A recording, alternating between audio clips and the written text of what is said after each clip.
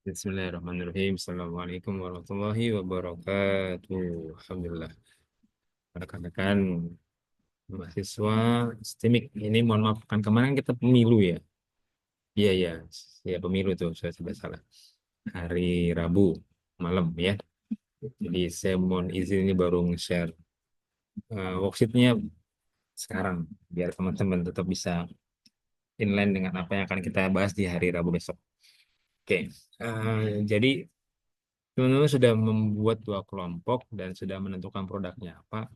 Tinggal kemudian dilakukan market testnya. Nah, market test ini ada worksheet yang akan membantu teman-teman agar market testnya bisa lebih terarah begitu ya. Ini silakan nanti di sini nama kelompoknya saya, nama produknya apa. Seyogianya nama produk itu bisa ditentukan belakangan. Setelah teman-teman merumuskan dulu berdasarkan desain sprint itu, masalah apa sih yang mau teman-teman selesaikan dari produk yang teman-teman buat. Ini saya ngambil contohnya makanan ya, biar gampang. Jadi bagaimana kita merumuskan suatu makan makan siang yang enak, murah, kenyang dan sehat. Jadi ada lebih kurang ada 5 ya. Nah, ini yang makan siangnya apa? Satu yang ini nih. Satu, dua, tiga, empat, lima ya. Sesuai dari ini nih. Satu makan siang, dia enak, murah, kenyang dan sehat.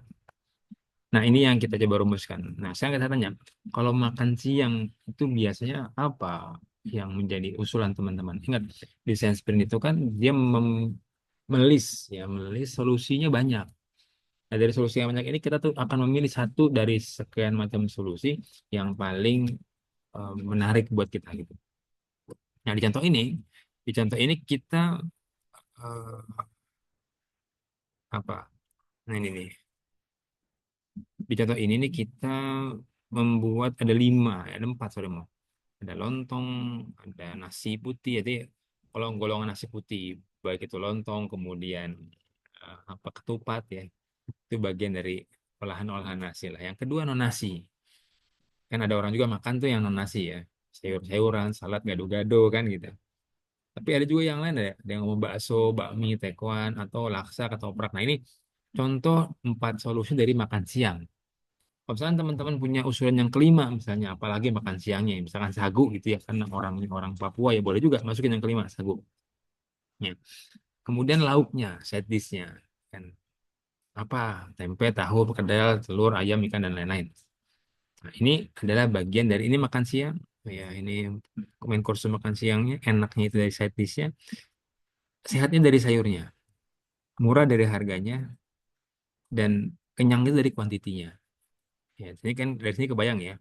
Kenapa kita pilih sayur? Sayur ada 3 macam, sayur asem, sayur sop, sayur baru, dan lain-lain. Pokoknya berbagai macam jenis sayur kita coba hadirkan di situ. Atau nanti dia bisa lalap-lalapan juga sih, boleh aja.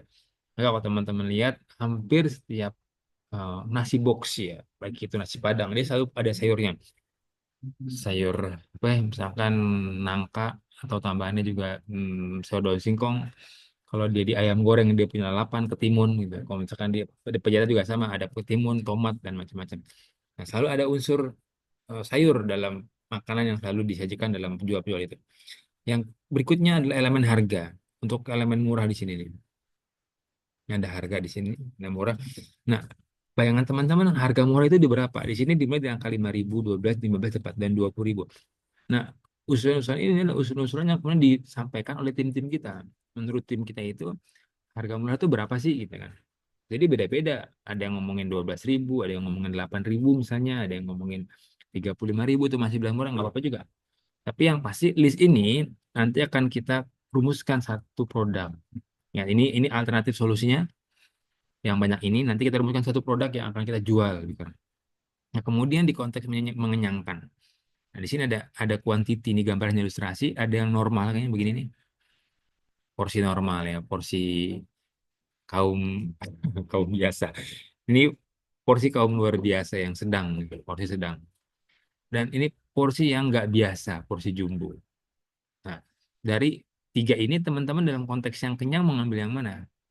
Yang normal, sedang atau jumbo? Anggap yang jumbo. Maka kita akan bilang produknya adalah nasi putih dengan lauk tempe, tahu, telur, bla bla bla bla. Sayuran porsi jumbo, harga 15.000. Nah, ini yang kita buatin sebagai mock-up atau eh, prototype dari produknya. Prototype dari produknya.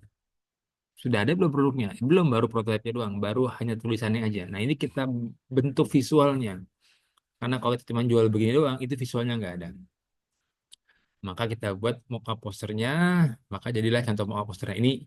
Ini saya buat dengan Gemini ya, coba dengan Gemini. Tentu tidak mirip dengan apa yang saya pengen. Tapi ini sebagai contoh bahwa harus ada poster yang kita akan propose sebelum dijadi bentuk produk. Untuk ngecek aja, untuk ngecek aja, apakah memang dari desain produk yang ini dia sudah kena sama marketnya atau belum. Karena kalau cuman begini, ya kan nggak bisa kebayangin. Nah, kok anggaplah yang ini nih sebagai produknya. Tawarkan nih, maka produk yang Jumbo ini yang akan kita pasang di posternya. Kita kasih dulu tuh ke teman-teman sebagai langkah ketiga. Nah, ini dia. Aku kan tes terhadap mock-up poster yang sudah dibuat pada calon customer. Nah, ini tes tes posternya dibuat, ya mock-up tesnya dibuat, kemudian ditanya apakah Anda mau beli gak barang ini? Kalau dibuat, kan belum ada di barangnya. Apa teman-teman sudah membuat dan kemudian ditawarin langsung produknya bagus banget. Cuma kan sudah keluar uang.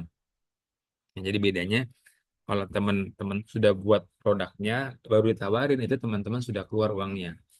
Tapi kalau dalam bentuk baru poster, teman-teman buat posternya kan belum keluar uang. Itu dia sih masalahnya. Nanti kalau sudah dicoba ke 15 orang dan dia eh, mendapatkan respon yang baik, maka kemudian eh, berarti bagus tuh. Dari misalkan 15 orang ya yang kita wawancarai 10-nya bilang oke, lanjutin. Misalkan dia punya masukan-masukan juga boleh gitu. Jadi eh, ini ada baca di sini.